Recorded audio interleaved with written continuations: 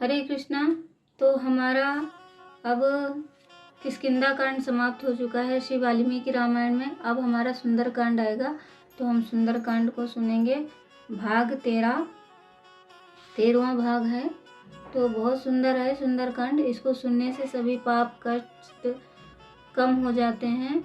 ख़त्म तो नहीं होते हैं लेकिन कम हो जाते हैं। तो इसको ज़रूर सुनना चाहिए, पढ़ना चाहिए और बहुत बार सुनना चाहिए इसकी लीलाओं को, क्योंकि भगवान के जो भक्त हैं उनके भक्त की जब लीलाएं चलती हैं तो भगवान अत्यधिक प्रसन्न होते हैं। और भगवान के भक्त कौन है? श्री हनुमान जी।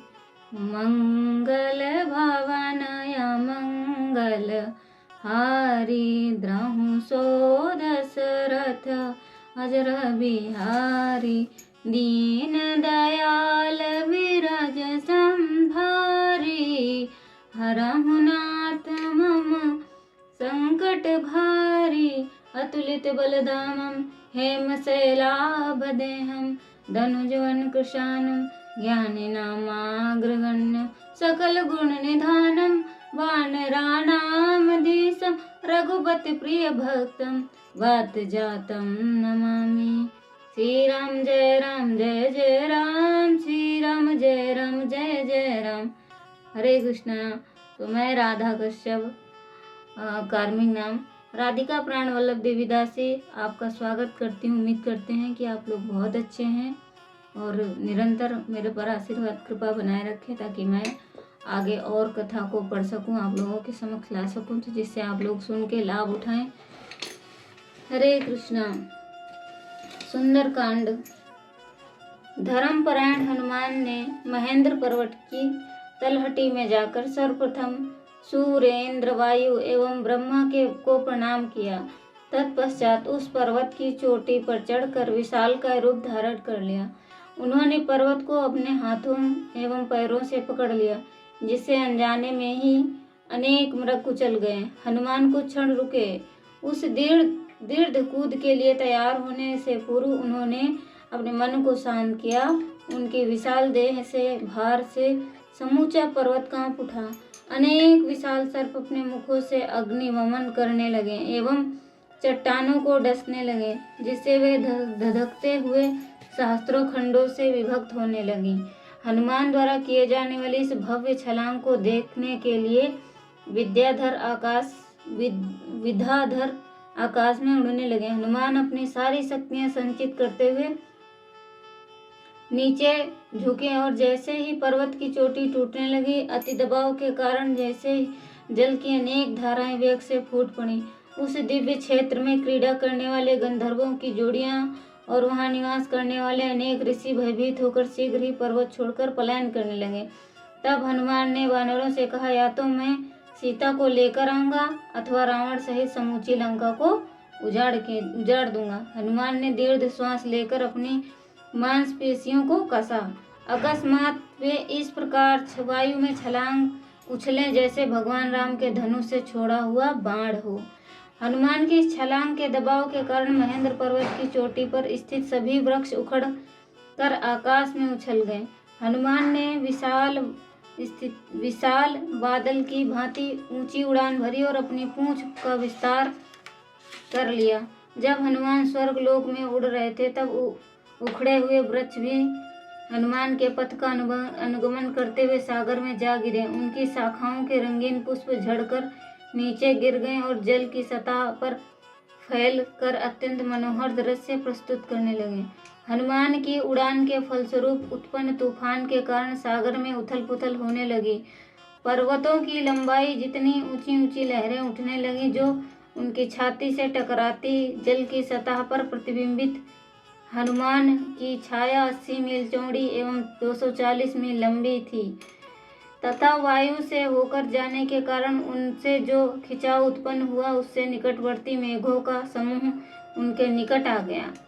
मेघों के समूह के मध्य हनुमान चंद्रमा से समान प्रतीत होते हैं और उनमें से बाहर निकलने पर पुनः दृष्टि गोचर होते पितृस्नेहवश वायुदेव शीतल वायु प्रवाहित करने लगे, ताकि सूर्य किरणों का तेज प्रभाव उन पर ना पड़े।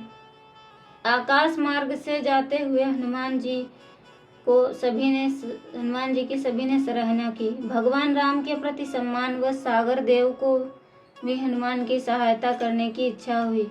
उनकी सहायता करके वे कृतज्ञता प्रकट करना चाहते थे, क्योंकि भगवान राम इक्ष्वाकु वंश के में अवतरित हुए थे और राम के पूर्वज राजा सगर ने ही सागर की सीमाओं का विस्तार किया। बहुत समय पहले इंद्र ने विशाल मैनाक पर्वत को सागर के मध्य में स्थापित किया था, ताकि अधोलोक से असुरी पृथ्वी पर ना आ सके।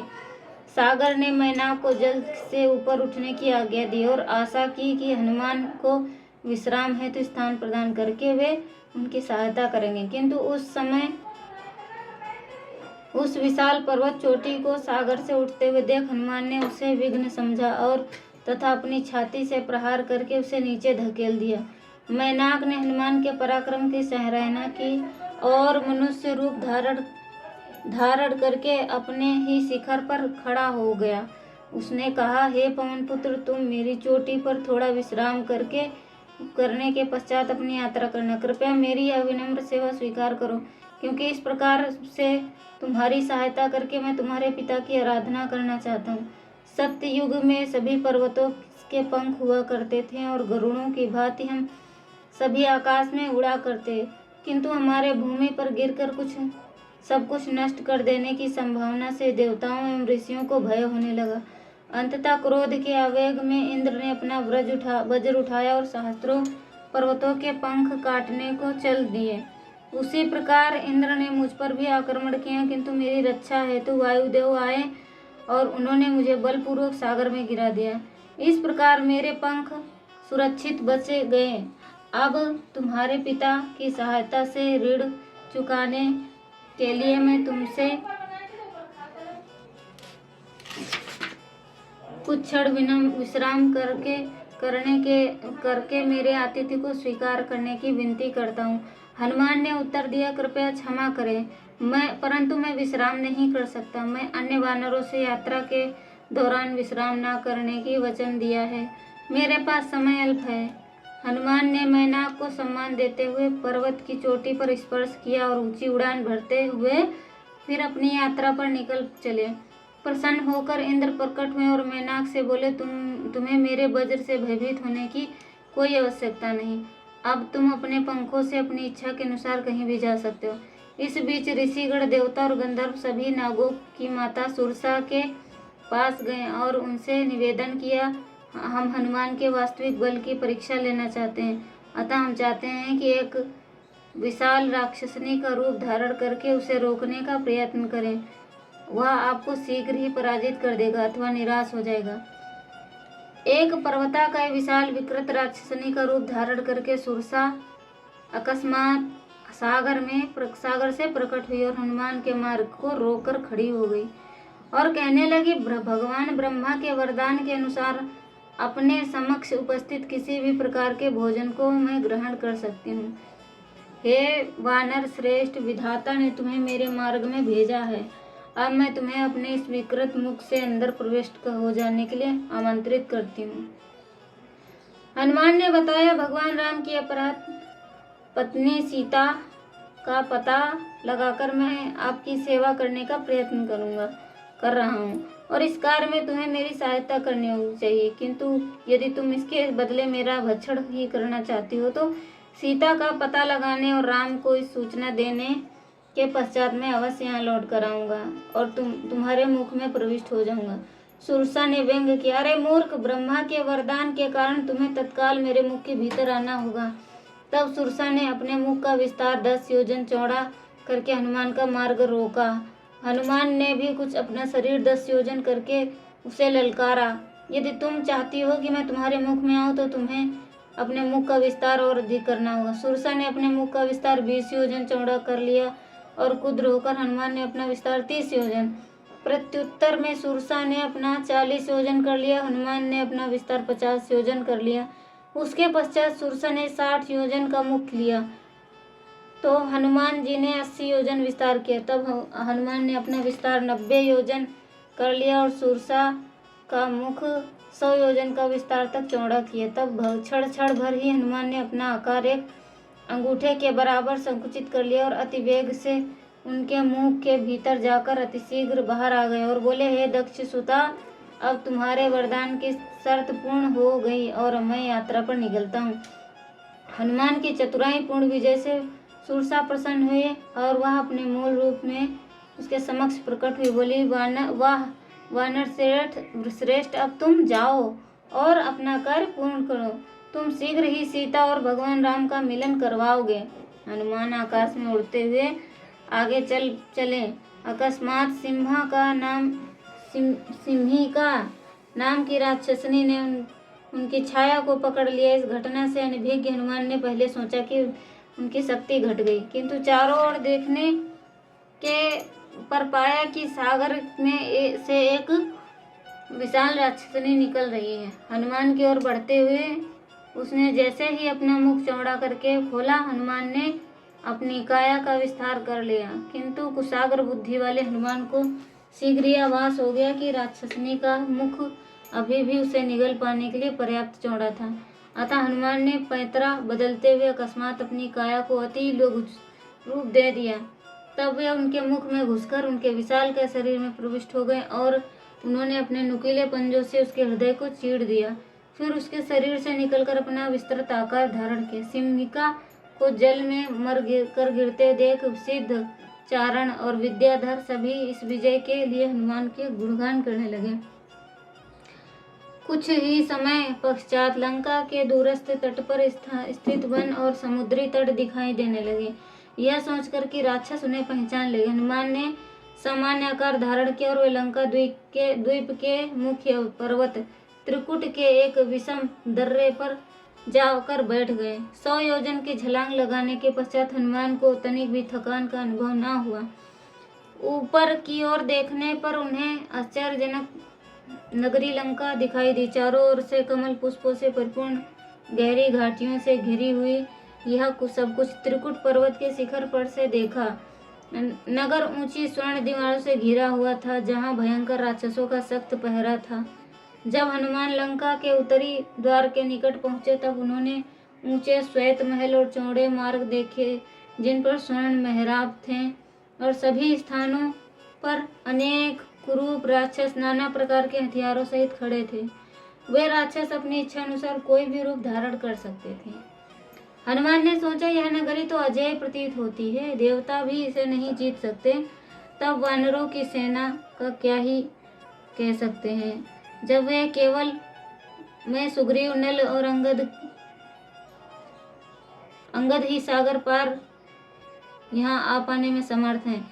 यद्यपि मेरा प्रथम कर्तव्य यह पता करना है कि सीता जीवित हैं या नहीं। मुझे उनसे भेंट करने के विषय में सावधानी पूर्वक विचार करना होगा, क्योंकि यदि दूत कुशल न हो तो उत्तम योजना भी कभी कभी विफल हो जाती है। यहाँ के संतरी अत्यंत चौकन्ने प्रतीत होते हैं, अतएव अपने वास्तविक स्वरूप में प्रवेश नहीं कर सकता। ऐसा लगता है कि वायु के लिए भी लंका में छुपकर प्रवेश करना असंभव है।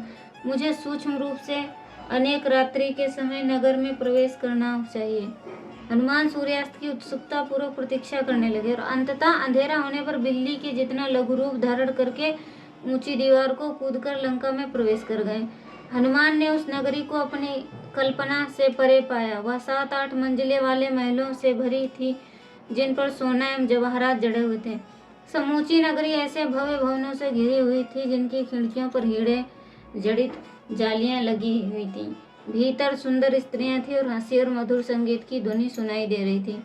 समूचे नगर में राक्षस ब्राह्मण रावण की रक्षा के लिए प्रार्थना कर रहे थे एवं वैदिक मंत्रों का उच्चारण कर रहे थे। चंद्रमा क्षितिज से उठा और अपनी किरणें बिखेर कर हनुमान को सहयोग देने लगा। उसी समय लंका नगरी ने एक भयंकर राक्षसनी का रूप धारण किया और हनुमान के सम्मुख प्रकट होकर उसे ललकारा, तुमने बिना आज्ञा के इस नगर में के भीतर प्रवेश कैसे किया? अब राक्षसनी पूछ रही कि तुमने बिना आज्ञा के कैसे प्रवेश किया? राक्षसों के इस राज्य में तुम जैसे वानर का क्या प्रयोजन है? हनुमान ने कहा, मैं तुम्हारे प्रश्नों का उत्तर तभी दूंगा जब तुम मुझे अपना परिचय दोगी। तब क्रोध में आकर राक्षसनी ने उत्तर दिया, मैं लंकिनी हूँ। मैं रावण की और सावधानी पूर्वक इस नगर की सुरक्षा करती हूँ। चूंकि तुम बिना अनुमति के यहाँ आए हो तो अतः आज ही मेरे हाथों तुम्हारा वध होगा। हनुमान ने कहा, मैं यहाँ इस नगर का भ्रमण करने आया हूँ, क्योंकि मैं यहाँ के भव्य महलों एवं उद्यानों को देखना चाहता हूँ। लंकिनी ने रोष में आकर उत्तर दिया, इस नगर में केवल राक्षसों का निवास है, भटकने वाले वानरों को यहाँ भ्रमण की अनुमति नहीं है। यदि तुम्हें लंका का वैभव देखना है तो तुम्हें पहले मेरा वध करना होगा। इस पर हनुमान ने कहा, मैं अपनी इच्छा अनुसार नगर को देखने के पश्चात उसी पर कार चला जाऊंगा जैसे कि मैं आया हूँ। कुद्र लंकिनी चिल्ला उठी, तुम ऐसा नहीं कर सकते, और अपनी बाईं हथेली से उसने हनुमान पर प्रहार किया। हनुमान रोष में आकर जोर से गुर्राए और उन्होंने अपनी बाईं मुष्टि से लंकिनी पर प्रहार किया, किंतु चूंकि वह स्त्री थी अतः उन्होंने हिंसक रूप से प्रहार नहीं किया। वह स्त्री रूपी लंका भूमि पर गिरे और पीड़ा से कराहती बोली, कृपया मुझे छोड़ दो, क्योंकि सच्चे वीर कभी स्त्री पर वार नहीं करते। एक बार बहुत पहले भगवान ब्रह्मा ने मुझसे कहा था, जब तुम किसी वानर के द्वारा पराजित कर दी जाओगी तब तो अपनी नगरी और सभी राक्षसों का विनाश निश्चित जान लेना। अतः मैं अपने पराजय स्वीकार करती हूँ, क्योंकि मैं समझ गई हूँ कि अब रावणकांत निकट आ गया है। हे वानर, मैं तुम्हें लंका में प्रवेश करने की अनुमति देती हूँ। हनुमान एक छत से दूसरी छत पर छलांग लगाते हुए शीघ्र ही समूची नगरी का भ्रमण करने लगे। उन्होंने विभिन्न वेश धारण किए हुए अनेक गुप्तचरों को देखा। उन्होंने रावण के महल की सुरक्षा हेतु जो पूर्ण रूप से स्वर्ण चार दीवारी से घिरा हुआ तैनात 1,लाख राक्षसों की सेना को भी देखा। लंका में घूम घूम कर सीता की खोज करते हुए हनुमान ने उन भव्य दीवारें धूल रहित एवं स्फटिक के समान साफ थीं। फर्श पर चित्ताकर्षण और नक्काशियां बनी हुई थीं। बरामदे की ओर जाने वाले सोपानों पर भी स्वर्ण और रजत की महीन तारों से नक्काशी की गई थी और उनके ऊपर भव्य रसिक पत्तियों की बाहों में आश्रय लेते हुए वाद्ययंत्र बज उठे थे। एक भवन से दूसरे भवन जाते हनुमान ने अनेक प्रेमियों को एक दूसरे का आलिंगन करते हुए, कुछ स्त्रियों उनकी काया का चंदन कर लेप लगा रही थीं। यहाँ कोई सोया था, कोई हंसता था, कोई काम क्रीड़ा में संलग्न थे, कोई अपने पति द्वारा छेड़े जाने के पश्चात नग्नावस्था में हाथ पांव फैलाकर लेटी हुई थी, तो कोई अन्य पुष्पों के अलंकारों से सुसज्जित होकर अपने प्रिय का स्वागत में मग्न थी। इस प्रकार हनुमान ने अनेक चंद्रमुखी स्त्रियों को देखा, जिनके नयन कमल दल के सदृश थे और उनकी तिरछी दृष्टि उनके प्रियतम के हृदय को बहला रही थी। तथापि सीता के होने का कोई चिन्ह न पाकर हनुमान निराश हो गए। तब हनुमान ने रावण के संबंधियों के महल में जाकर सीता को खोजने का निर्णय किया। कुछ दूरी से भवन वर्षा ऋतु के विशाल मेघों के समूह से प्रतीत हो रहे थे, जो बिजली की चमक से प्रकाशित होते थे। अनेक आश्चर्यजनक वैभव युक्त भवनों में खोजने के पश्चात हनुमान ने रावण के महल में प्रवेश किया, जो सुंदर स्त्रियों में अलंकारों की प्रतिध्वनियों से परिपूर्ण था। वस्तुतः हनुमान को ऐसा लगा मानो वे ही श्वेत हंसों द्वारा खींचे जाने वाले दिव्य रथ में चढ़कर आकाश मार्ग से जा रहे हों।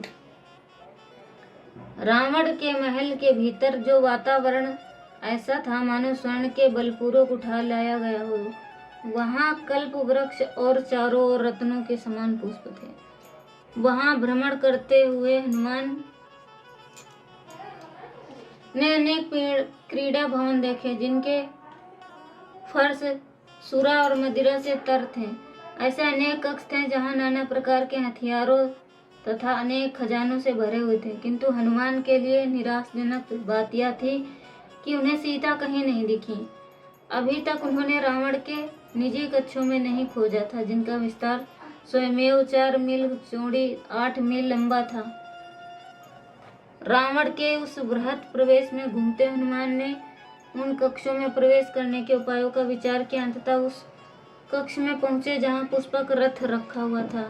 इस रथ का निर्माण मूलतः ब्रह्मा के लिए विश्वकर्मा ने किया था और यह रथ चालक के मानसिक निर्देशों पर आकाश में विचरण कर सकता था। यह रथ सतह से ऊपर वायु में घूम रहा था तथा उस पर जवाहरात से निर्मित पक्षी बने हुए थे, जिसमें पंख यांत्रिक रूप से फड़फड़ा रहे थे तथा स्वर्ण और रजत से बने हुए सर्प भी थे।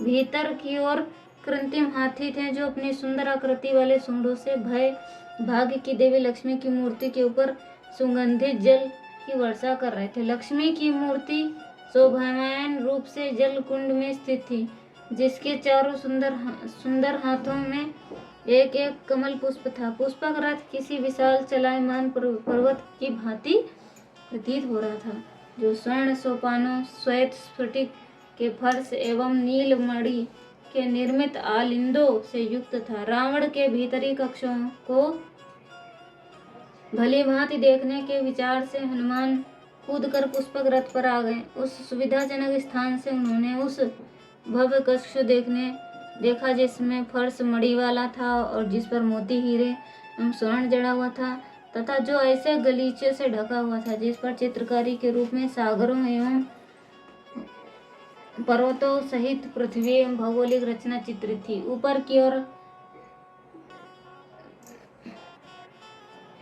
उस आश्चर्यजनक कक्ष की ओर प्रत्येक वस्तु पांचों इंद्रियों को तुष्ट कर रही थी। हनुमान चकित होकर सोचने लगे, मैं कहाँ जाऊं, कहाँ हूँ? क्या यही स्वर्ग है? यही भगवान ब्रह्मा का सर्वश्रेष्ठ लोक है? आंतरिक कक्ष में जाने पर हनुमान ने देखा शास्त्रों सुंदर स्त्रियां रंगीन वस्त्र धारण करके बहुमूल्य गलीचों पर लेटी हुई थी। आधी रात व्यतीत हो जाने के कारण वे मदोमत कर देने वाली मदिरा के प्रभाव से थक कर घोर निद्रा में सोई हुई थी। उनके रत्न जड़ित कंगन, कमरधनी तथा घुंघरू सभी शांत थे, तथापि वे इस प्रकार द्वैदीप्यमान थे मानो कमल से भरा कोई जलाशय हो, जिसमें शांत हंस एवं निद्रालीन भ्रमर हो। भगवान हनुमान ने उन स्त्रियों पर दृष्टि डाली जो अपने अधर पर नेत्रों को बंद किए हुए लेटी थीं। उनके बंद अधर ऐसे प्रतीत हो रहे थे मानो कमल दल हों जो सूर्यास्त होते ही बंद हो गए हों। उनकी अपनी मूर्छा में ही स्त्रियों के केश बिखर गए थे तथा आभूषण छिन्न भिन्न हो गए थे। नृत्य करते हुए, मदिरा पान करते हुए उनके पैरों की पायल इतनी इधर उधर हो गई थी, तिलक मिट गए थे, उनके हार टूट गए थे, उनकी कमरधनियां शिथिल पड़ गई थी, वस्त्रों में सिकुड़न पड़ गई थी और पुष्पों के हार टूटकर कुचल दिए गए थे। वे पुष्पों वाली ऐसी लताओं के समान प्रतीत हो रही थी जो हाथी के पैरों से के तले कुचल दी गई। कुछ स्त्रियां अपने कंगन वाली बाहों का तकिया बनाकर सोई थीं, जो कुछ अन्य स्त्रियों के स्तनों पर लेटी हुई थीं। कुछ अपने सिर एक दूसरे की गोद में उदर पर अथवा पार्श्व भाग पर रखे हुए थी, किंतु कुछ प्रेम में ऐसी मदोमत थी कि वहां बाहों में बाहें डालकर एक दूसरे का आलिंगन किए हुए सो रही थी। इस दृश्य को देखकर हनुमान चकित हो रहे थे कि वे किसके अंग हैं, किसके हार हैं, किसके वस्त्र हैं, किसके आभूषण हैं। वस्तुतः रावण की पत्नियां इतनी अंतरंगता से संयुक्त थीं कि उनमें भेद करना कठिन था, किंतु यह समझना कठिन ना था कि वह किसकी सेवा के लिए थीं। काम के प्रभाव के आकार राजाओं, ब्राह्मणों, दैत्यों एवं गंधर्वों की अनेक कन्याएं रावण की पत्नियां बन चुकी थीं। उनमें से कुछ के संबंधित को पराजित करके रावण उन्हें हर लाया था, किंतु सभी ने रावण को अपना इच्छा के भस्मीभूत होकर स्वीकार कर लिया। उनमें से कोई भी निम्न कुल से उत्पन्न कुरूप, मूर्ख और लंकेश्वर रावण द्वारा तिरस्कृत नहीं थी। उनके मध्य हनुमान ने रावण को रेशमी सैया पर निद्रामग्न देखा, जो मणियों से निर्मित चबूतरे पर बिछा हुआ था, पुष्पों से सुसज्जित श्वेत वितान से आवृत था। तब रावण का एक सिर और 2 भुजाएं दिखाई धारण दे रही थी, क्योंकि वह 10 सिरों एवं 20 भुजाओं वाला भयावह स्वरूप युद्ध में ही धारण करता था। हनुमान ने रावण के शरीर पर अनेक घाव भी देखे, जो राजा इंद्र के वज्र, ऐरावत हाथी के दांत एवं भगवान विष्णु के चक्र जैसे प्रख्यात अस्त्रों के प्रभाव के कारण थे। रावण के गहरे वर्ण वाले शरीर पर चंदन का लेप हुआ था, जो भोज, मदपान एवं कामुक अमोद प्रमोद की रात्रि व्यतीत करने के पश्चात थक कर निद्रामान रावण के कर्ण पुष्प अग्नि की भांति द्वैदीप्यमान थे। हनुमान ने रावण को सम्मान पूर्वक देखा और उसके शक्तिशाली ऐश्वर्यपूर्ण रूप को देखकर श्रद्धायुक्त भय से कुछ पीछे की ओर हट गए। फिर हनुमान का ध्यान रावण की संगिनियों की ओर गया, जो रावण को चारों ओर से इस प्रकार घेरे हुए थी जैसे पूनम के चांद के चारों ओर द्विदीप्यमान तारे दिखाई देते हों। उनमें से अनेक तो अपने प्रियतम प्रभु की बाहों में सोई थीं और कुछ अपने उस वाद्यंत्र को कमर आलिंगन किए हुए थे जिसमें पिछली रात बजाया था। एक पतली मानो जलाशय पतली कमर वाली सुंदर अपनी वीणा को इस प्रकार आलिंगन किए हुई थी मानो जलाशय के मध्य में बहने वाले वृक्ष की शाखा से लगा हुआ कोई कमल पुष्प। एक अन्य स्त्री ने ढोलक गोद में इस प्रकार रखी हुई थी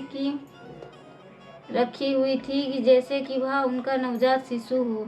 एक विकसित स्तनों वाली स्त्री अपनी खंजड़ी को इस प्रकार कसकर पकड़े हुए थी मानो लंबी अवधि की अनुपस्थिति के पश्चात उसका प्रियतम लौट आया हो। अन्य स्त्रियों से कुछ दूरी पर हटकर रावण को प्रिय प्राणी गौरवपूर्ण मंदोदरी एक अत्यंत सुसज्जित शैया पर सोई थी। इतनी युवा सुंदर एवं भव्य प्रतीत होने वाली मंदोदरी को देखकर हनुमान ने सोचा कि यह सीता ही है। अपनी इस खोज को से अत्यंत हर्षित होकर हनुमान वानर सुलभ प्रसन्नता से उछलने लगे, भुजाओं को पटकने लगे, अपनी मूछ का चुम्बन करने लगे और महल के खंभों पर ऊपर नीचे उतरने चढ़ने लगे। कुछ क्षण विचार करने पर उन्हें लगा यह सीता नहीं हो सकती, यह कोई और है। सीता ने राम के वियोग में खाना और सोना त्याग दिया होगा। वे ना ही सुंदर ढंग से स्वयं श्रृंगार करेंगे और ना ही किसी अन्य पुरुष का सानिध्य स्वीकार करेंगे, भले ही वह पुरुष स्वर्ग का राजा क्यों न। वस्तुतः राम की तुलना में देवता भी कुछ नहीं हैं। इस पर रावण ने जैसे दुष्ट राक्षस का महत्व ही क्या है। तत्पश्चात रावण के महल में शेष भाग में एक कक्ष से दूसरे कक्ष घूमते हनुमान खोज रहे थे। उन्होंने सहस्त्रों चंद्रमुखी स्त्रियों को मांस एवं मदिरा से भरे पात्रों के मध्य सोते हुए देखा, जहाँ मदिरा की प्यालियां बिखरी हुई पड़ी थी। सीता की खोज करते हुए हनुमान को इन सभी स्त्रियों को निकट से देखना पड़ता, अतएव उनके मन में संदेह उत्पन्न होने लगा। हनुमान सोचने लगे, संभवतः नग्नावस्था में सीता हुई अन्यों की पत्नियों पर दृष्टि डालकर मैंने धार्मिक सिद्धांतों का उल्लंघन किया, मेरी क्या गति होगी। किंतु कुछ समय विचार करने पर हनुमान को लगा किसी कृत्य के पाप या पुण्य के होने का निर्धारण उनके प्रयोजन द्वारा निश्चित होता है। स्त्रियों पर दृष्टि डालते समय भी मैंने मन में पवित्र था, क्योंकि मेरा ध्यान केवल सीता की खोज में करने में लगा था। किंतु मैं एक स्त्री की खोज कर रहा हूँ, तब स्त्रियों के सिवाय मैं उन्हें कहाँ खोजूं। मैं यह कार्य केवल भगवान राम की सेवा के लिए कर रहा हूँ, तो अन्य की पत्नियों पर मेरा दृष्टि डालना पाप है। तो यहाँ पर राम में ये हनुमान जी ये संदेश देने का प्रयास कर रहे हैं, बता रहे हैं कि हमें किसी अन्य स्त्री पर या अन्य पुरुष पर कुदृष्टि नहीं डालनी चाहिए। ये अपराध है। लेकिन वो एक कर्तव्य से बंधे हुए थे, वो सीता की खोज कर रहे थे, तो सीता की खोज करते करते अन्य स्त्रियों को भी देख रहे थे। तो यहाँ पर यही बताया गया कि अन्य स्त्रियों पर दृष्टि डालना पाप है। रावण के महल की खोज पूरी हो जाने पर जब हनुमान को सीता का कोई पता नहीं लगा तो सोचने लगे संभवतः वे जीवित नहीं हुए। ऐसा सोचकर हनुमान दुखी हो गए। वे विचार करने लगे कि वे उन वानरों से जाकर क्या कहेंगे जो उत्सुकता पूर्वक उनके लौटने की प्रतीक्षा कर रहे हैं। किंतु हनुमान ने एक निराशावादी प्रवृत्तियों से संघर्ष करके स्वयं को स्मरण करवाया कि केवल अटल निर्णय ही सफलता का सूत्र है।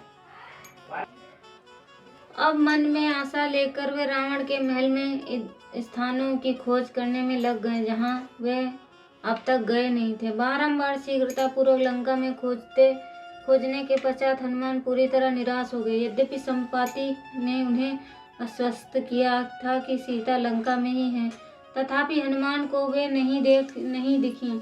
वे सोचने लगे कि क्या हुआ होगा। संभवतः सीता ने रावण द्वारा लंका में लाए जाते समय भय के कारण प्राण त्याग दिए होंगे। संभवतः राम के भय से रावण ने उन्हें छोड़ दिया होगा। सीता झटपटाते हुए सागर में गिर पड़ी हों, अथवा संभवतः रावण की पत्नी बनना स्वीकार न करके उसने सीता की हत्या कर दी होगी। अब हनुमान के विचार पर संभावित दुर्घटनाओं के विषय की ओर मुड़ गए थे। तब घट सकती थी। अब उन्हें राम के पास जाकर अपनी विफलता की सूचना देनी पड़ेगी। सीता के बिना राम निश्चय ही प्राण त्याग देंगे। लक्ष्मण उनका अनुसरण करेंगे। राम एवं लक्ष्मण की मृत्यु का समाचार सुनकर भरत एवं शत्रुघ्न भी अपने प्राण त्याग देंगे। चारों पुत्रों के निधन से उनकी तीनों माताएं निश्चय ही दुख के कारण मृत्यु को प्राप्त हो जाएंगी।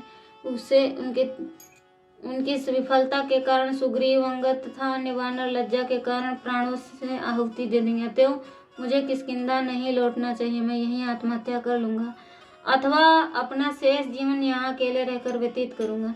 तब हनुमान इस सब निराशाजनक विचारों से मुक्त हुए। तब सोचने लगे, हो सकता है मैं रावण का वध कर दूं अथवा उसे पकड़कर राम के पास ले जाऊं, ताकि वे मानव बलि के रूप में उस भगवान शिव को अर्पित कर सके। लंका की सुरक्षा हेतु निर्मित एक ऊंची दीवार पर बैठे हुए हनुमान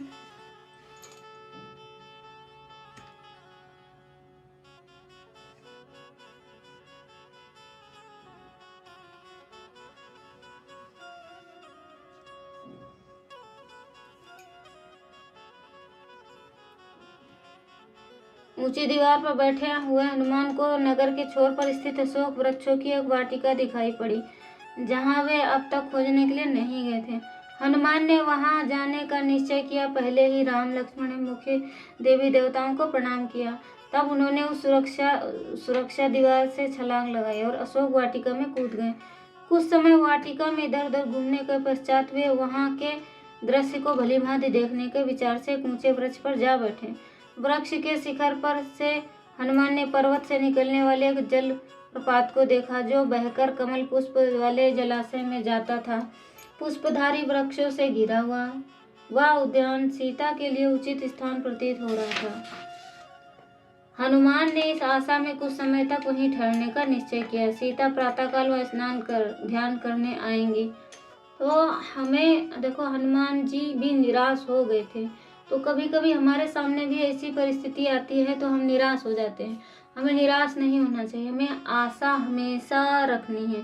जब हम आशा रखेंगे तो भगवान कोई ना कोई रास्ता निकाल देंगे, क्योंकि भगवान अपने भक्तों की रक्षा सहायता सदैव करने के लिए तत्पर रहते हैं। लेकिन हम क्या करते हैं, निराशा हमारे अंदर आ जाती है, नकारात्मकता आ जाती है, इसलिए हम अपने पद से च्युत हो जाते हैं।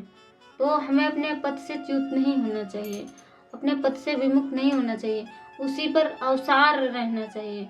तब हमें रास्ता अवश्य मिलेगा ही मिलेगा। भगवान हमारी सहायता भी करते हैं, हमारा मार्गदर्शन भी करते हैं, लेकिन हम ही भटक जाते हैं, हम ही भगवान पे भरोसा नहीं करते। तो हमें हमेशा भगवान पर अत्यधिक विश्वास होना चाहिए कि भगवान हमारी सहायता अवश्य करेंगे, तभी बात बनेगी। अन्यथा हम अगर सोचेंगे कि भगवान हमारी सहायता नहीं करेंगे, तो सच में भगवान हमारी सहायता नहीं करेंगे। तो सबसे पहला काम क्या है, भगवान पर विश्वास करना। दूसरी ओर दृष्टि डालने पर मतलब उन्होंने सोचा कि सीता यहाँ मतलब जब वैसे ही निराश हो गए थे, मरने का भी सोच लिए थे कि मैं मर जाऊंगा, क्या जवाब दूंगा। उन्होंने कहाँ से क्या सोचा कि मैं राम से कहूंगा जाके तो राम अपने प्राण त्याग देंगे, लक्ष्मण भी प्राण त्याग देंगे, तो भरत और शत्रुघ्न को पता लगेगा तो वो भी अपने प्राण त्याग देंगे। जब वो चारों पुत्र प्राण त्याग देंगे तो उनकी माताएं दुखी होकर वो भी अपना प्राण त्याग देंगे। फिर बाली, अंगद, ये सुग्रीव, ये सब अपने प्राण त्याग देंगे। क्योंकि उनको निराशा लग रही थी, लेकिन उन्होंने आशा करना बंद नहीं किया। कुछ पल के लिए हम निराश हो जाते हैं और अगले पल तो हमारे अंदर आशा की किरण उदित होती है ना, तो उस आशा के किरण के बल पर ही हमें हर कार्य करने चाहिए। भगवान हमारी सहायता अवश्य करते हैं। बस हमें भगवान पर विश्वास करना होगा। भगवान कहते हैं ना कि अहम भक्तो पराधीना, मैं अपने भक्तों के अधीन हूँ और मेरा भक्त मेरे अलावा कुछ नहीं जानता, मैं अपने भक्तों के अलावा कुछ नहीं जानता। भगवान एक परीक्षा भी लेते हैं कि आप कितने दृढ़ संकल्प हैं अपने रास्ते में, अपने कर्तव्य में। तब भगवान हमारे लिए मार्ग भी खोल देते हैं, रास्ता भी बनाते जाते हैं, सहायता भी करते हैं। हमें भ्रमित नहीं होना है। दूसरी ओर दृष्टि डालने पर ऊंचा मंदिर दिखाई दिया, 100,000 स्तंभों पर निर्मित था और निकट के एक उद्यान में स्थित था। उस मंदिर के सामने एक स्त्री महीन पीले वर्ण के मलिन वस्त्र धारण किए हुए बैठी थी। वह उपवास के कारण दुर्बल प्रतीत होती थी और दुख के कारण बार बार गहरी सांसें ले रही थी। यद्यपि उसका मुख आंसुओं से भीगा हुआ था, चिंतित एवं थका हुआ जान पड़ता था, किंतु एक प्रकार की दिव्य प्रभा से जो दीप्यमान था। अनेक राक्षसनियों से घिरी हुई वह ऐसा प्रतीत होती थी मानो धुएं से आच्छादित अग्नि। हनुमान समझ गए कि यही वह स्त्री है जिसे उन्होंने रावण द्वारा लाए जाते हुए देखा। जो आभूषण उन्होंने धारण किए थे राम द्वारा वर्णित आभूषणों से मिलते थे, अतः हनुमान ने उन्हें भी पहचान लिया।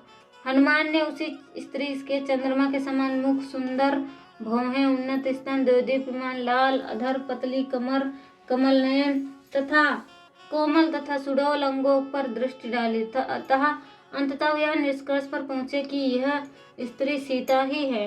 यद्यपि उनका सौंदर्य काम की देवी के समान था, किंतु वे तपस्या करती हुई तपस्विनी की भांति भूमि पर बैठी हुई थी। वे अत्यंत तेजस्विनी प्रतीत हो रही थी, किंतु अतिशय शोक में ग्रस्त थी।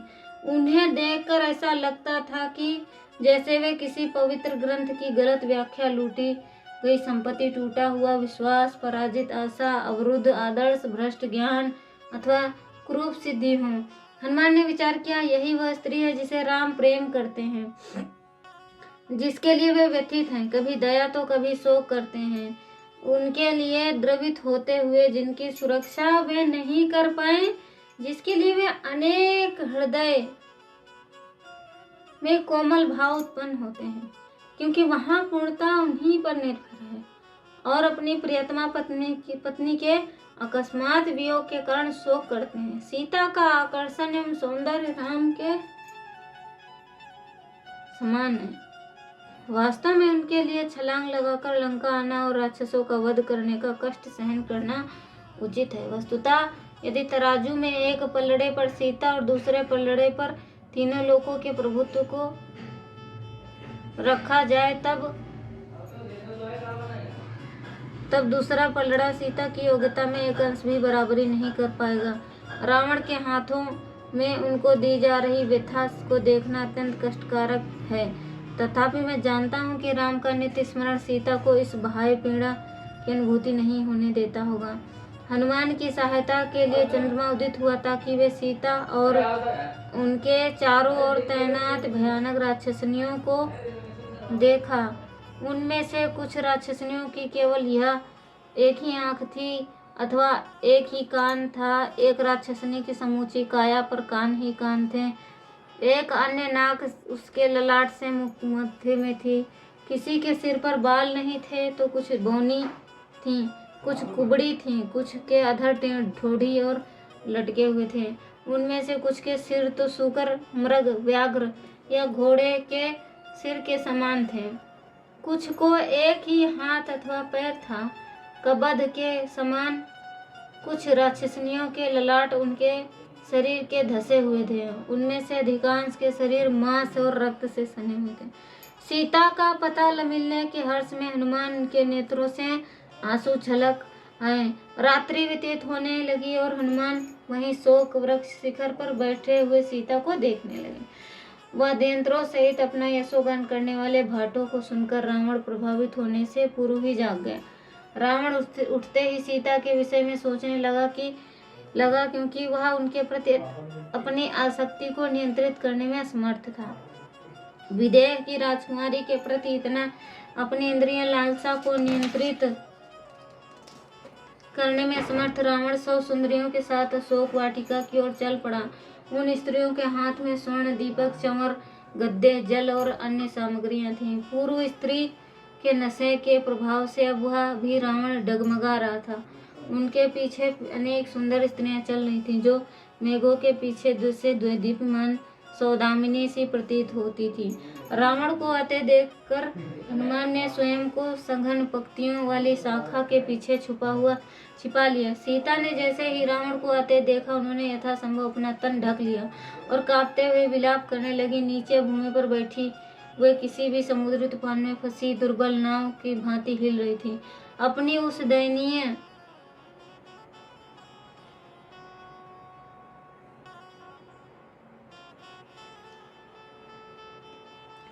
दशा में सीता ऐसी प्रतीत हो रही थी जैसे ज्ञान धूमिल पड़ गया हो, आशा पराजित हो गई हो, किसी आज्ञा की अवहेलना हो गई हो, कोई पवित्र वेदी दूषित हो गई हो। वे ऐसी लग रही थी मानो पूर्णिमा के चंद्रमा पर ग्रहण लग गया हो, मानो किसी सेना की करारी पराजय हुई हो, या कोई ऐसा जल स्रोत हो जो अनावृष्टि के कारण सूख गया हो।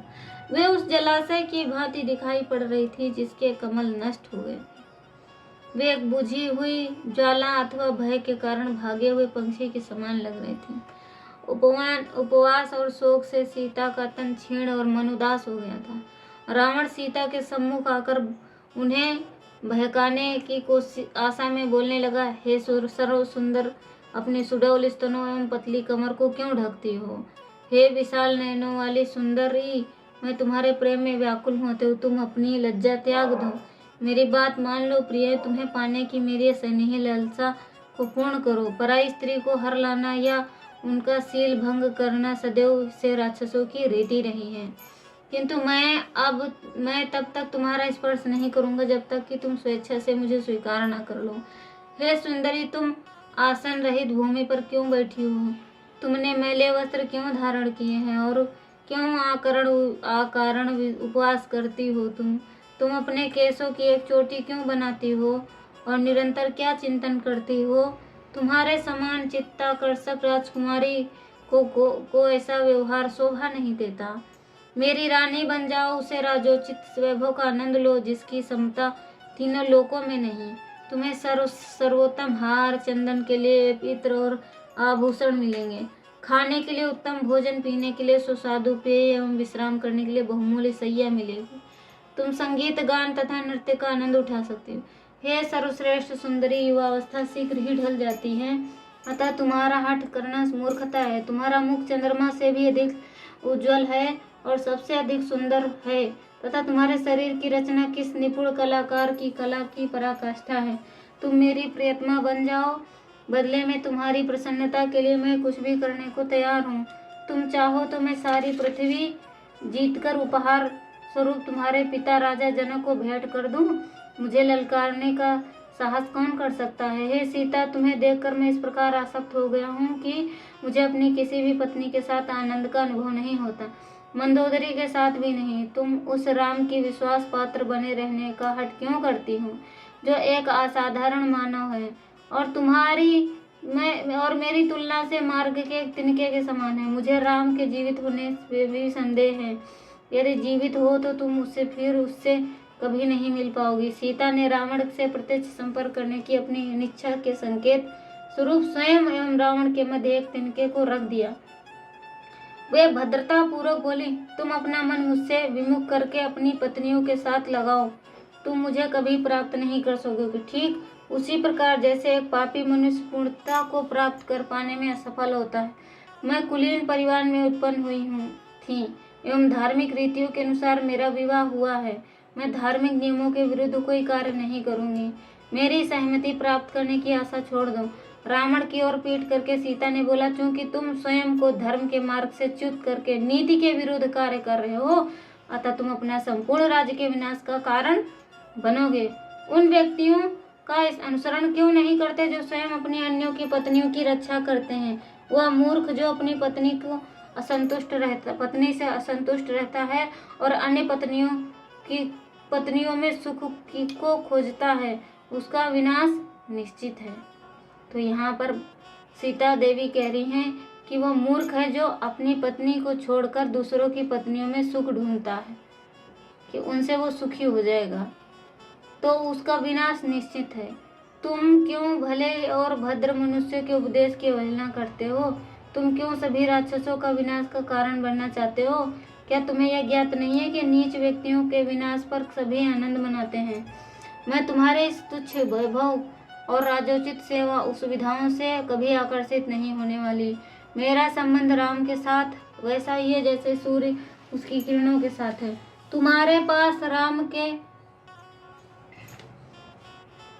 राम के रोष से ही स्वयं को बचाने का एकमात्र यही है कि तुम स्वेच्छा से मुझे उनके पास भेज दो। उनके साथ तुम मैत्री का प्रयास करना चाहिए, क्योंकि वे शरणागत के प्रति अत्यंत कृपालु हैं। अन्यथा शीघ्र ही राम एवं लक्ष्मण यहाँ आकर अपने बाणों से तुम्हारा जीवन समाप्त कर देंगे। तुम भले ही इंद्र के वज्र से स्वयं को बचा लो, किंतु राम के क्रोध से तुम नहीं बच पाओगे। यह केवल समय पर निर्भर है कि वे कब आकर तुम्हारे नीच कर्मों के से तुम्हारा वध करते हैं। रावण के ने कटाक्ष किया। सामान्यतः जब कोई पुरुष किसी स्त्री के विनय पूर्वक वार्तालाप करता है तब स्त्री भी सहमति से उत्तर देती है, किंतु तुम्हारे विषय में विपरीत ज्ञात होता है। तुम्हारे इन कटु वचनों के लिए मुझे तुम्हारा वध कर देना चाहिए। तुम भाग्यशाली हो कि तुम्हारे प्रति जो मेरा प्रेम है उसी ने मेरे क्रोध को नियंत्रण में रखा है। जैसे एक सारथी अपने नियंत्रण में न आने पर घोड़े को बांध कर रखता है, प्रेम का विचित्र स्वभाव तो देखो। जब कोई स्त्री अपने प्रियतम के प्रति रूखा व्यवहार करती है तब उसका प्रियतम उस स्त्री के प्रति और अधिक प्रीति दर्शाता है। यही एकमात्र कारण है कि मैं तुम्हारा वध नहीं करता, अन्यथा तुम अपमान एवं वध के योग्य हो। तुम्हें दी हुई 1 वर्ष की अवधि में 10 मास व्यतीत हो चुके हैं, अतः मैं अब केवल 2 मास ही प्रतीक्षा करूंगा। उसके पश्चात यदि तुमने मेरे प्रेम की अवहेलना की तो मेरे रसोइया तुम्हारे टुकड़े टुकड़े करके उसमें से मेरा भोजन की व्यवस्था कर देंगे। वहां उपस्थित रावण की अनेक पत्नियों ने जो उसके द्वारा बलपूर्वक हरलाई गई थी, रावण की चेतावनी सुनकर सीता के प्रति सहानुभूति की अनुभूति की तथा वैसे ही रावण चलने के लिए तैयार हुआ। उन्होंने सीता को थोड़ा आश्वस्त किया। उनके सहानुभूतिपूर्ण वचनों से सीता को सांत्वना मिली।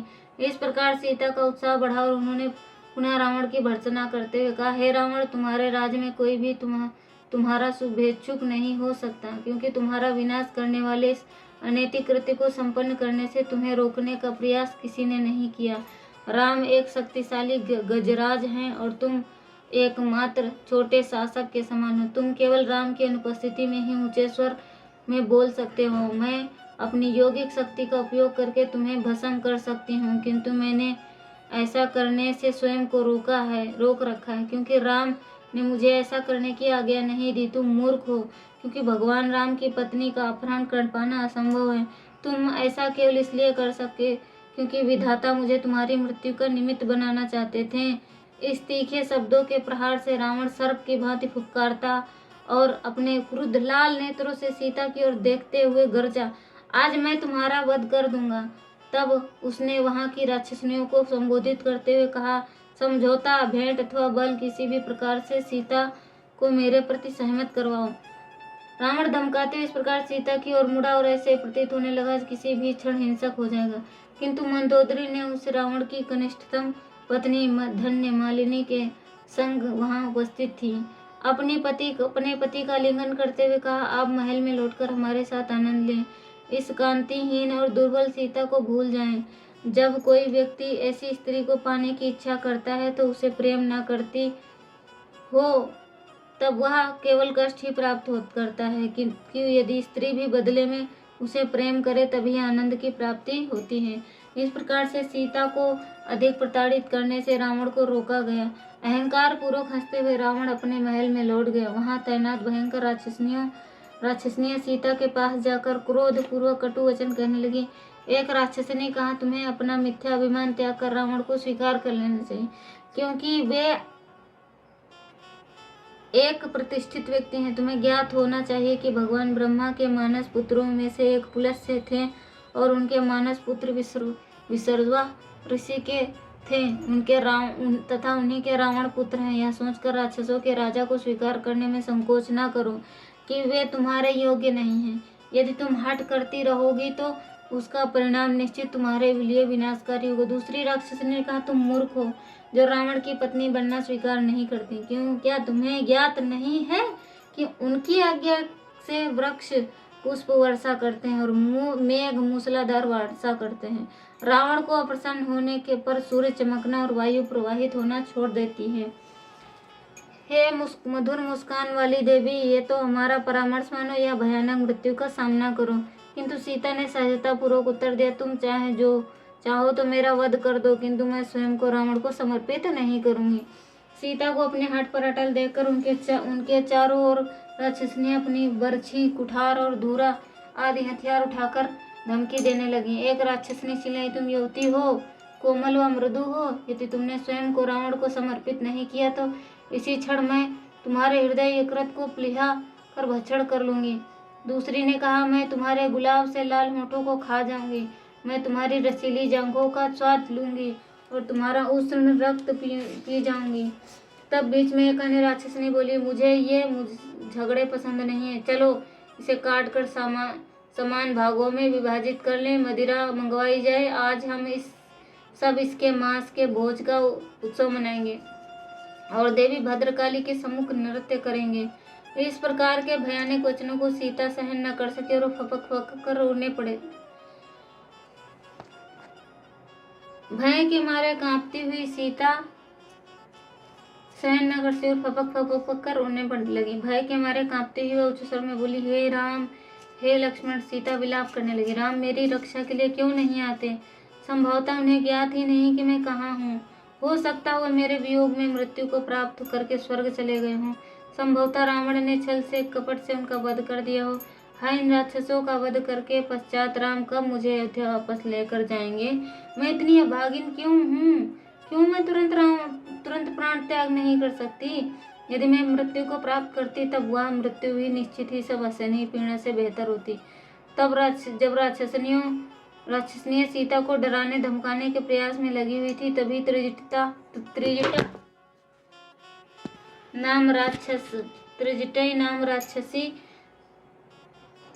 नाम की राक्षसी एक वृद्ध स्त्री नींद से जाकर आई। वहां राक्षसनियों के पास जाकर वहां विवेकपूर्ण वचन बोली, अरे नीच, तुम सब सीता को इस प्रकार दुख देने का साहस कैसे कर रही हो?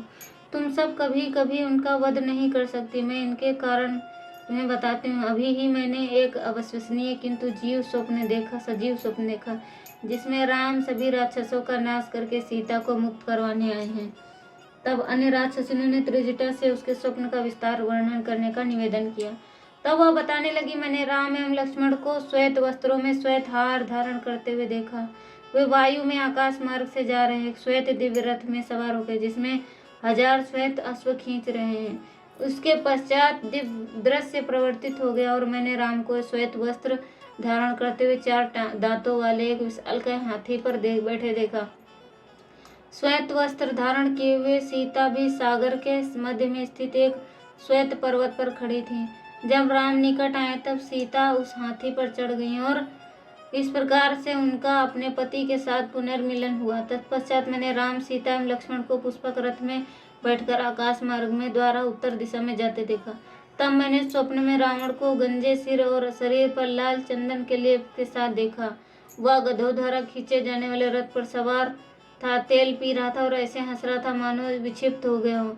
जैसे ही रथ चला, रावण एक धूमिल नरक में जाकर अदृश्य हो गया, जहां से भी वही दशा देखी। किंतु विभीषण 4 दांतों वाले हाथी पर सवार थे, जो एक वितान से आच्छादित था और शंख एवं नगाड़ों द्वारा उद्घोषणा की गई जा रही थी। अतः मैंने देखा कि सारी लंका नष्ट होकर सागर में गिर गई। मुझे लगता है कि शीघ्र ही राम आकर राक्षसों का विनाश करेंगे और सीता को मुक्त कराएंगे। अब सीता को प्रताड़ित करना छोड़ दो और क्षमा हेतु उनसे प्रार्थना करो। इस बीच सीता को अपनी निर्दोष शरीर में मंगल शकुन का आभास हुआ, जैसे अनेक सेवक किसी धनाढ्य की उत्सुकता पूर्वक प्रतीक्षा करते हैं। उनका कमल के समान बाईं आंख और बाईं भौं भी फड़कने लगी। सीता की सुंदर बाईं जंघा भी ऐसे फड़कने लगी मानो राम स्वयं उनके सम्मुख खड़े हों। यह देखकर त्रिजटा बोली, इन सभी मंगल शकुनों को देखकर मैं समझ सकती हूँ कि सीता को शीघ्र ही अतिशीघ्र शुभ संदेश प्राप्त होने वाला है। यह सुनकर सीता गर्वित हो उठी और बोली, यदि तुम्हारे वचन सत्य होते तो यह निश्चय मेरे पति के रोष में से तुम्हारी सुरक्षा की सभी व्यवस्था की जाएंगी। किंतु अपने चारों ओर राक्षसनियों को देखकर सीता का मन सदैव की भांति पुनः निराश हो गया। वह सोचने लगी,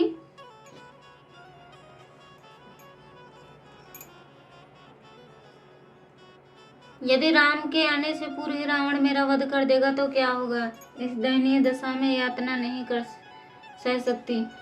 अपने प्राण त्याग देने की इच्छा से सीता ने बालों को बांधने वाली डोरी लेकर गर्दन के चारों ओर कसकर बांध ली और वे डोरी को समय दूसरा छोर अशोक वृक्ष की शाखा में बांधने लगे। किंतु उसी क्षण उन्हें पुनः मंगल शकुन का अनुभव हुआ और उनका मन प्रसन्न हो गया। इस बीच हनुमान वहीं छिपे हुए सीता और राक्षसनियों के मध्य होने वाले वार्तालाप को सुन रहे थे। वे स्थिति पर विचार करने लगे, मुझे सीता को जाकर प्रोत्साहन देना चाहिए, क्योंकि अत्यधिक यातना के कारण उनकी बुद्धि आवृत हो गई। मुझे किसी भी प्रकार से उनके भागे भय पर शमन करके राम के पास लौटकर जाने से पहले उन्हें आशान्वित करना होगा। वस्तुतः इतनी निराश है, किसी भी क्षण अपने प्राणों को त्याग सकती, किंतु इन राक्षसनियों के सामने मैं उनसे कैसे कह पाऊंगा। कोई बात नहीं, किसी भी प्रकार मुझे यह करना होगा। मुझे सीता के संदेश के विषय में अवश्य पूछेंगे। यदि मैं उन्हें उत्तर ना मिला तो वे अपने क्रोध से मुझे भस्म करने का निर्णय कर ले सकते हैं। अतः मुझे लगता है कि सीता और राम दोनों को परस्पर संतुष्टि हेतु एक दूसरे के संदेशों की आवश्यकता है। मैं सीता से उसी समय जाकर भेंट करूंगा जब उनके प्रहरी असावधान हों।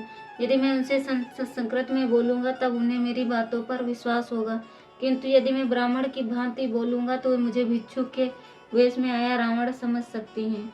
संभवतः अयोध्या की प्रकट भाषा से संबोधित करने से मुझ पर विश्वास हो जाए, किंतु यदि वे किसी वानर को मानव की भांति बोलते हुए सुनेंगे तब उन्हें मेरे रावण होने का संदेह हो जाएगा। यह कितना भ्रामिक है, विशेषकर इसलिए कि रावण अपनी इच्छानुसार कोई भी वेश धारण कर सकता है। मुझे अत्यंत सतर्क रहना होगा, क्योंकि यदि वे चीख पड़ी तो प्रहरी चौकन्ने हो जाएंगे और मेरे विशाल रूप को देखकर भयभीत हो उठेंगे। सहायता के लिए रावण के सैनिक बुलाने लगेंगे, तो तब हो सकता मुझे कारागार में डाल दिया जाए। यदि मैं सभी प्रकार संभवतः लौट कर ना जाऊं तो अतः मुझे सावधानी पूर्वक विचार करना चाहिए। सीता से किसी प्रकार भेंट की जाए, क्योंकि सर्वोत्तम योजना भी अविवेकी दूत के कारण असफल हो जाती।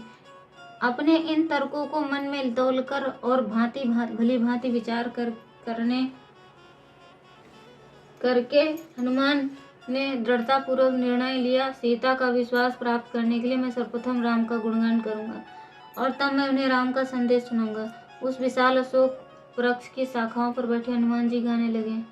इक्ष्वाकु वंश की संतति राजा दशरथ था, उनका न्याय परायण तथा पराक्रमी थे। ओजस्वी अयोध्या के शासक, चार पुत्र हुए बलशाली, था राम से स्नेह अपार। शक्ति जिनकी अनंत है, श्री विष्णु के मानव अवतार। कैकेयी को वरदान मिला, राम चले वन को, सीता और लक्ष्मण सहित शीश धरे पृथ्वचन को।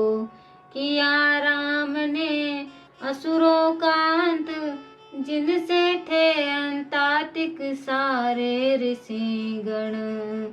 मृग धरे मारीच संग, हर ले गया सीता को दुष्ट रावण।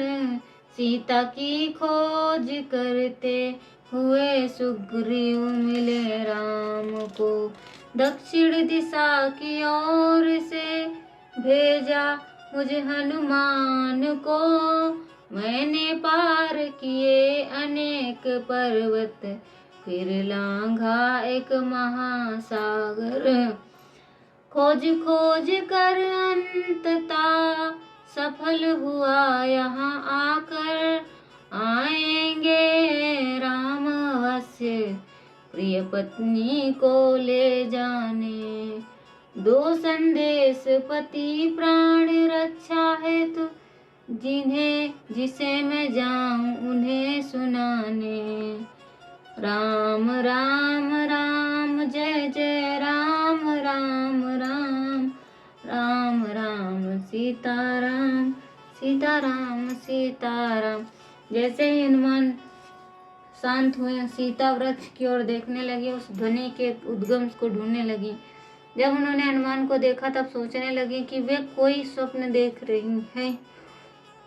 वानर को स्वप्न में देखना अशुभ होता है। सीता ने मंद स्वर में स्वयं से कहा। परिवेदना में थककर सीता करुण क्रंदन करने लगी और अकस्मात ही मूर्छित हो गई।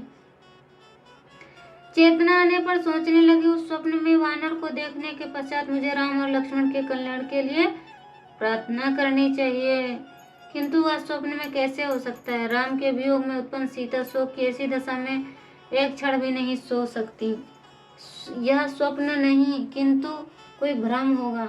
जिस वानर को मैंने देखा वह काल्पनिक होगा, क्योंकि मैं जहाँ भी देखती हूँ वहाँ मुझे राम ही दिखाई देते। मेरे कानों में केवल उनकी आवाज़ सुनते हैं और मेरा मन राम के सिवाय कुछ और नहीं विचार करता। वह वानर इतना वास्तविक प्रतीत होता था किंतु विश्वास नहीं होता, कोई भी भ्रम था। भगवान ब्रह्मा, इंद्र, सूर्य और वायु कृपा करके वह वानर वास्तविक हो और राम के विषय में कहे उनके वचनों मेरा सौभाग्य लेकर आए।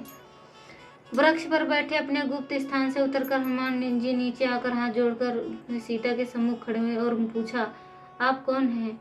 आप किसी देवी के समान लगती हैं और मुझे लगता है कि आप अवश्य ही राम की पत्नी हैं। और सीता राम का नाम सुनकर प्रसन्न हुई और हनुमान के प्रश्नों के उत्तर में उन्होंने अपना समूची जीवन गाथा सुनाई। अंत में उन्होंने कहा, मैं रावण ने मुझे जीवित रहने के लिए अब केवल 2 मास का समय दिया। यदि उससे पहले राम नहीं आते तो मैं अपने प्राण त्याग दूंगी। उनका विश्वास प्राप्त करके हनुमान ने कहा, मैं राम का दूत हूँ और आपको विश्वास दिलाता हूँ कि वे कुशल हैं। राम ने मुझे यह आपका पता लगाने के लिए भेजा। आपकी कुशलता के संबंध में अत्यंत व्याकुल हैं। सीता हर्षित हो उठी। अपार प्रसन्नता के साथ वे दोनों एक दूसरे से वार्तालाप करने लगे, किंतु वार्तालाप करते हनुमान सने सने सीता के निकट जाने लगे। यह देखकर सीता को अकस्मात ऐसा लगा कि हनुमान वास्तव में रावण है जो वानर का वेश बनाकर आया। अतः वह चौंककर बोली, हाय, यह कितना घृणित है कि मैं तुमसे बातें करने के चली गई हूँ। शोक से व्यथित सीता हनुमान को डांटने लगी, तुम्हारे लिए यह कितनी घृणा की बात है कि तुम मेरे पास वेश बदल कर आए हो। किंतु अगले ही क्षण सीता को लगा, इस वानर को देखते ही मेरे चित्त में प्रसन्नता का अनुभव हो रहा। संभवतः मेरा संदेह मिथ्या हो सकता हो, यह राम का ही दूत हो। इस प्रकार से वे स्वयं को शांत करके सीता ने पुनः हनुमान को अनुकूलित शैली से संबोधित किया, कृपया मुझे राम के विषय में कुछ और बताओ। उनके विषय में तुम्हारा विवरण मेरे कर्णों को चित्त और हर्षित कर रहा है। वास्तव में सीता राम से वियोग के कारण अत्यंत गहन उन्माद में डूब गई थी। अतः उनकी बातों में से ऐसा प्रकार की अलौकिक विक्षिप्तता प्रकट हो रही थी। विक्षिप्त स्त्री की भांति सीता पुनः विचार करने लगी, हो सकता है कि वानर कोई भूत हो। संभवतः वह मेरी कल्पना में दिखाई दे रहा हो, क्योंकि मैं शोकावश मानसिक रूप से असंतुलित हो गई हूँ। नहीं, मुझे ऐसा सोचना भी नहीं चाहिए कि मैं स्वयं को अपने असंतुलित मन द्वारा क्यों प्रभावित होने दूँ। वानर की बातों से ऐसा लगता है कि वानर यहाँ राम की सेवा हेतु आया है। तथापि ऐसा विश्वास कैसे कर लूँ कि कोई एक वानर सागर लांघकर लंका में आ सकता है? यह रावण ही होगा जो वेश बदल कर आया। हनुमान सीता के मन से उठने वाले संशय को समझ गए और उनका भय समाप्त करने के लिए राम के गुणगान गाने लगे, अनेक प्रकार से उनको स्वस्थ करने लगे। तब हनुमान को जांचने के लिए सीता ने कहा, कृपया तुम यह बताओ कि राम से तुम्हारी भेंट कैसे है।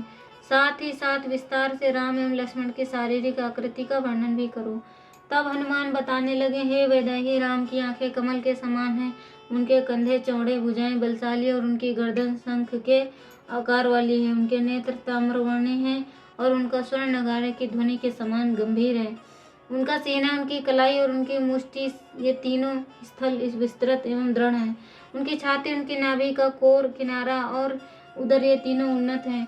उनके नेत्र, नख, हथेलियां और पैरों के तलवे हैं, तीनों स्थल लाल वर्ण हैं। उनका स्वर गंभीर है, नाभि गहरी है और उनका चाल तीव्र है। उनकी गर्दन तथा उदर पर त्वचा के 3 मोड़ हैं।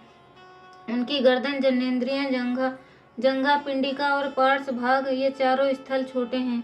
वे 4 प्रकार की चाल से चलते हैं, सिंह के समान, व्याघ्र के समान, हाथी के समान और वृषभ के समान। उनका वर्ण, मुख, नेत्र, जिह्वा, अधर, तालू, छाती, नख और हाथ पैर, उनके शरीर के 10 स्थल कमल के समान हैं। उनके शरीर के रोम, त्वचा, अंगुलियों के मध्य, जोड़ और उनका बोध, ये चारों उनमें उत्कृष्ट हैं। ये सभी अनेक रचनाएं हैं, उनके शरीर में उपस्थित हैं। लक्ष्मण का सौंदर्य भी असीम है। लक्ष्मण का वर्ण सुनहरा है जबकि राम का श्याम वर्ण है। इन दोनों भाइयों में से आभूषण अपने वानरों ऋषिमुख पर्वत पर मिला। रावण द्वारा हरण करके ले जाते समय जो आभूषण आपने वानरों के मध्य गिराए थे, उन्होंने देखते ही राम हर्ष से प्रफुल्लित उठे और उन नेत्रों में अश्रु धारा बहने लगी। राम ने वाली को मारकर सुग्रीव के साथ मैत्री स्थापित की। इसके बदले में सुग्रीव ने बृहद स्तर पर आपकी सेवा, आपकी खोज करने के लिए लाखों वानरों को संपूर्ण विश्व में भेजा है। अब सौभाग्य से इस दूरस्थ स्थान में मैंने आपको पता लगा लिया। मैं शक्तिशाली वानर केसरी का पुत्र हूँ। मेरे पिता मूलतः समलय पर्वत के निवासी हैं। तत्पश्चात गोकर्ण पर्वत पर आए हैं। जब संबंध ऋषियों को सताने लगा तब उनके आग्रह पर केसरी ने दुष्ट का वध कर दिया। उसके पश्चात वायु के देवता पवन देव के द्वारा केसरी की पत्नी के गर्भ में आया हूँ। राम के विषय में हनुमान द्वारा किया गया विवरण सुनकर सीता को विश्वास हो गया कि यह दूत उनके पति द्वारा भेजा गया। वे प्रसन्न होकर आंसू बहाने लगे। उसी समय हनुमान ने सीता को राम की अंगूठी दी। उसे पहचान कर भीतर की और अपने प्रियतम का नाम अंकित देखकर सीता हर्ष से इस प्रकार खिल उठी मानो स्वयं राम के आगमन का अनुभव कर रही हूँ। उन्होंने कहा, हे राम, इस भेंट के लिए मैं सदैव तुम्हारी ऋणी रहूंगी। तुम कितने महिमामय हो कि यह मेरी सुरक्षा के लिए आए हो। अब कृपा करके मुझे राम के विषय में कुछ और बताओ। करबद्ध हनुमान बोले, आपका पता न होने के कारण राम आपकी सुरक्षा के लिए यहाँ नहीं आए। आपके बिना राम के पूर्णतः शांत हैं। जैसे ही लौटकर आपके यहाँ उपस्थित होने की सूचना राम को दूंगा, वे शीघ्र ही रावण का वध करने के लिए निकल पड़ेंगे। तब सीता ने निवेदन किया, तुम राम को परिस्थिति की गंभीरता के विषय में सूचित करना, क्योंकि 2 मास पश्चात रावण मेरा वध कर देगा। रावण के अनुज विभीषण ने बार बार रावण से आग्रह किया है कि वह मुझे राम को लौटा दे। उसी प्रकार विभीषण को ज्येष्ठ पुत्री ने मुझे सूचना दी कि अविध्य नाम के बुद्धिमान वृद्ध मंत्री ने भी रावण को राम के हाथों होने वाले राक्षसों के विनाश के पूर्व चेतावनी दी है, किंतु रावण ने इन सुझावों को अनसुना कर दिया। हनुमान ने परामर्श दिया, यदि आप चाहें तो मैं आपको अपनी पीठ पर बैठाकर राम के पास किष्किंधा ले चलूं। मुझे विश्वास है कि सागर पार करते समय राक्षस मेरा मुकाबला नहीं कर पाएंगे।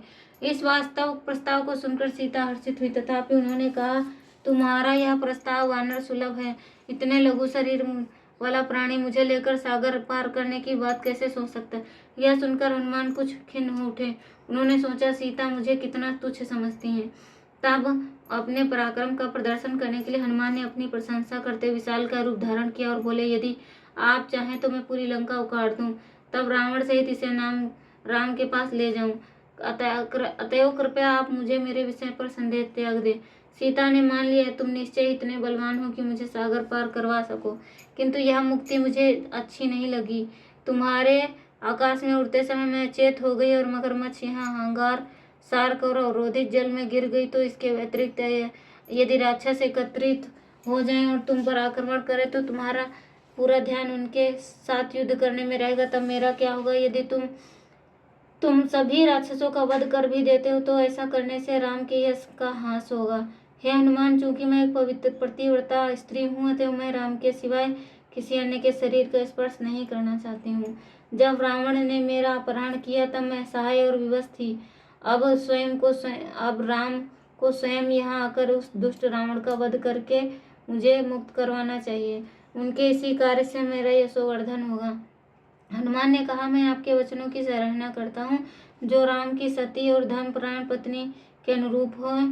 अब मैं प्रस्थान करना चाहूँगा, किंतु पहले कृपया मुझे कोई चिन्ह दें जिससे मैं राम को विश्वास दिला सकूं कि आप मुझसे मिलकर आया हूँ।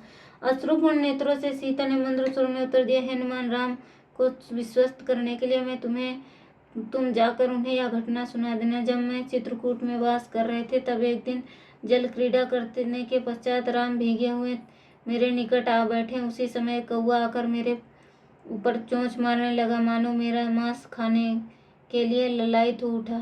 मैंने उसे भगाने के विचार से उस पर फेंकने के लिए अपने हाथ में कीचड़ उठाया, किंतु वह हठीला कौवा पास ही बैठ कहीं छुप गया। क्रोध में आ जाने के कारण अकस्मात मेरे लहंगे की डोरी में मेरे हाथों से खिंच गई, जिसमें लहंगा नीचे गिर गया। मेरे घबराए हुए मुखड़े को देखकर राम हंस पड़े। इस बीच कौवा आकर फिर मेरे ऊपर चोंच मारने लगा। मैंने राम की शरण ली और उनकी गोद में जाकर बैठ गई। उन्होंने मुझे संतान मेरे थकान के कारण मैं शीघ्र ही राम की बाहों में सो गई और फिर झपकी लेने लगे। अवसर का लाभ उठाकर वह कौवा अकस्मात नीचे उतर कर आया और अपने पंजे से मेरे स्तनों को खुरचने लगा। ऐसा करने के से रक्त की बूंदें राम के ऊपर पड़ी और वह जाग गए। हरे कृष्णा। तो अगला अध्याय कल आएगा, इसका पाठ कल आएगा। हरे कृष्णा। नमः विष्णुपादाय कृष्णप्रेष्ठाय भूतले श्रीमान कृतदास अधिकारिति नामने। नमः विष्णुपादाय कृष्णप्रेष्ठाय भूतले श्रीमते भक्ति वेदांत स्वामिनिति नामने। हरे कृष्ण। नमस्ते सरस्वती देवे गौरवाणी प्रचारणे निर्विशेष शून्यवादी पश्चात देश तारिणे। नमः विष्णुपादाय कृष्णप्रेष्ठाय। हरे कृष्ण।